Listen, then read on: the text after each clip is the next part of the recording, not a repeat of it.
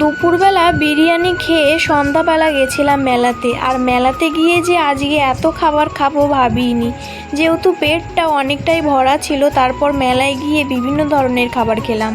তো hello everyone, তোমরা সবাই কেমন আছো? আশা করি অনেক ভালো আছো। আমিও বেশ অনেক ভালো আছি। সকালবেলা ঘুম থেকে উঠেই সমস্ত কাজ কমপ্লিট করে সকাল সকাল স্নান করে নিয়েছি। এখন দুপুরবেলা অনেক দিন পর কিন্তু একটা কদবেল পেয়েছি। তো কদবেলটা দেখে কিন্তু মাখা খেতে ইচ্ছা করছিল। বাড়িতে বানিয়েছিলাম, মাখাটা কিন্তু বেশ ভালো হয়নি। দোকানে বানিয়ে দিলে হয়তো ভালো হতো, মানে দোকানে একটা আলাদা টেস্ট আর বাড়িতে একটু অন্যরকম। যে কোনো মাখা হলে বাড়িতে ভালো লাগতো, কিন্তু কদবেলটা একটু খারাপ খারাপ লাগছিল, তবুও খেয়ে নিয়েছি। আজকে আমার দুবার স্নান করতে হয়েছে। সকালবেলাতে একবার করলাম, আবার দেখো দুপুরের একটু আগে আবার করেছি। ওই যে তোমাদের বললাম আজকে আমাদের দুপুরে বিরিয়ানি হবে। তো দেখো আজকে একদম ঘরোয়াভাবে বিরিয়ানি করা হচ্ছে।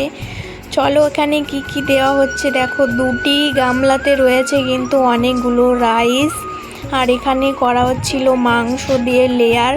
যেহেতু একদম নর্মাল, একদম মানে ঘরোয়া পদ্ধতিতে বিরিয়ানিটা করা হবে, তো কি প্রসেসে করছে তোমরা, আমি রেসিপিটা বলতে পারবো না, তোমরা দেখেই নাও।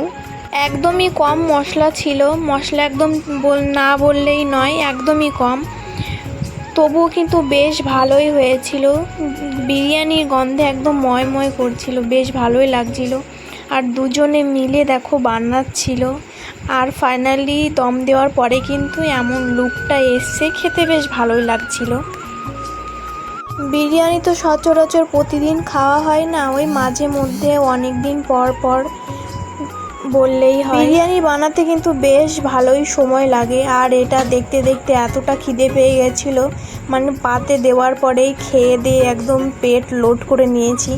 তারপর দেখো সন্ধ্যাবেলা চলে এসেছি মেলাতে। আর আজকে মেলায় গিয়ে যে এত খাবার খাবো ভাবিনি। প্রথমে তো এসেছি মেলাতে, আর মেলাতে এসে বেশ অনেক সময় ঘোরার পর এবার কিন্তু দেখতে পেলাম ঘুগনির দোকান, ফুচকার দোকান। তো চলো প্রথমেই আমার প্রিয় খাবার যেটা ঘুগনি, চলো তাহলে ঘুগনি এখান থেকে নিয়ে নিই।